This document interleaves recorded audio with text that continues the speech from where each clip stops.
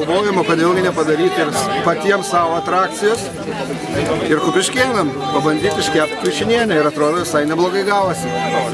1000 kiaušinių išėjo akimirksniu. Iš 18 kartą rengtų parodų pirmą kartą svečiuojasi pas mus iš ministerijos atstovas ir yra nustebintas mokyklos bendruomenės idėjomis, originaliai sukurtais darbais. Noriu pasidžiaugti, kad iš tikrųjų šventė pavykusi, nežiūrint į gal neypatingas gamtinės sąlygas, kadangi lietus lyja. Tačiau daug žmonių, daug dalyvių. Ir galiu pastebėti, kad praeitą savaitgalį teko dalyvauti Biržų rajono Vabalninko bendruomenės organizuotoje mūgėje, irgi susijusi su rudens gėrybėmis. Tai, na, čia dvigubai ar trigubai didesnė apimtis šitos mūgės.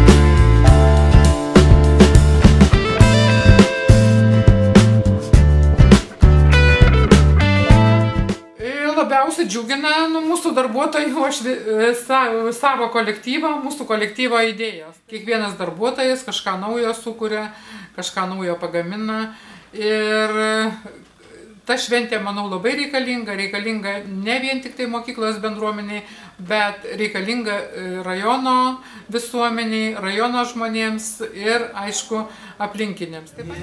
Ji prigijusi yra ir duok Dieve, kad tas lietutis jai padėtų tik tai bujoti. Jeigu žmonės ateina ir esant tokia, ne visai palankiam orui, truputėlį linojant, tai rodo, kad ta šventė yra reikalinga, ji jau yra, ji jau turi būti. Ji jau turi būti ir tikrai, jeigu jos nebūtų, daugelis ir ne tik kupiškėnų tame tarpe, jos tikrai pasigestų, jos jau trūktų.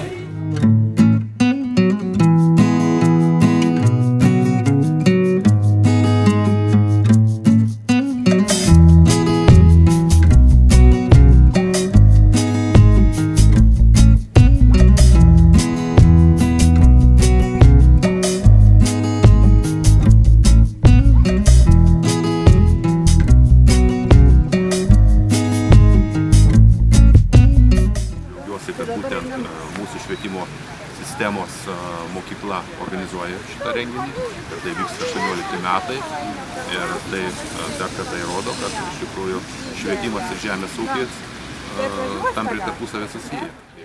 Ji rengiama yra būtent šitoj vietoj, kur irgi yra labai simboliška. Labai simboliška, kad šitoj vietoj čia mokosi tiek mūsų rajono, tiek aplinkinių rajonų, tų pačių žmonių, tų pačių ūkininkų vaikai, tų pačių ūkininkų, kurie kūrė tas gerybės, kurios paskui čia yra eksponuojamos, rodomos, parduodamos.